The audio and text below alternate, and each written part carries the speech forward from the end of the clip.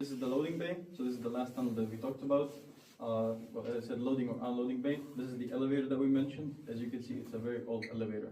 Obviously, it's not a modern one that you come into and you press the buttons, and it doesn't work on the same principle either. So when you first entered the museum, you might have seen a big wooden wheel straight ahead of you as you entered.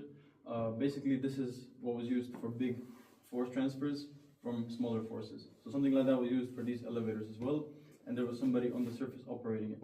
Now, I, as somebody who's here, let's say I'm the miner who works here as the bell guy, I would have to be here the whole day and operate this elevator by communicating with whoever is up on the surface of this shaft. Now, to do this, as I said, we don't have some sort of buttons, and I can't really poke my head in and yell because he wouldn't be able to hear me or understand me. So what the miners had is they had some sound signals.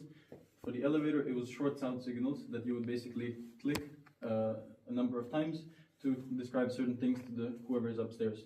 So here we have this table. Udaras means hit. So this is 1, 2, 3, and so on hits of this sound signal, which would mean either stand still, go up, go down, and so on.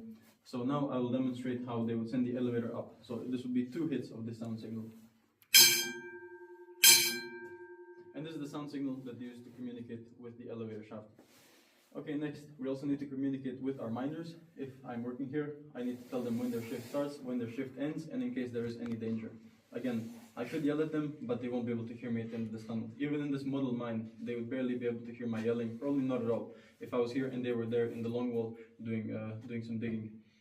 So again, we have some sound signals for them. The first one is a regular school bell, and this would mean the start and the end of the shift for them. They had no breaks during their shift, so this is what they heard twice a day.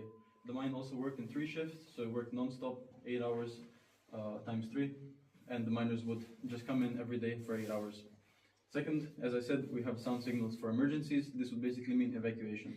Anything we mentioned, so if there's a fire, if there's a cloud of poisonous gas, if anything happens that the miners need to evacuate, this would be the sound signal that they hear.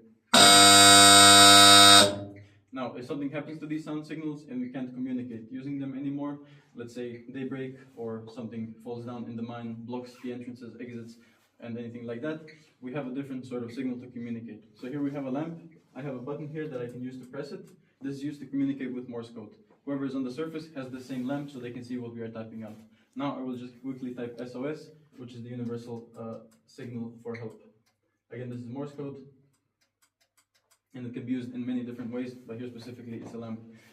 And the last thing we have on this panel is a telephone. As you can see, this is a pretty old telephone, so it doesn't work like the ones today. This is an induction telephone, which means it has a lever, and then you crank the lever, and then it gets electricity that way, and then you can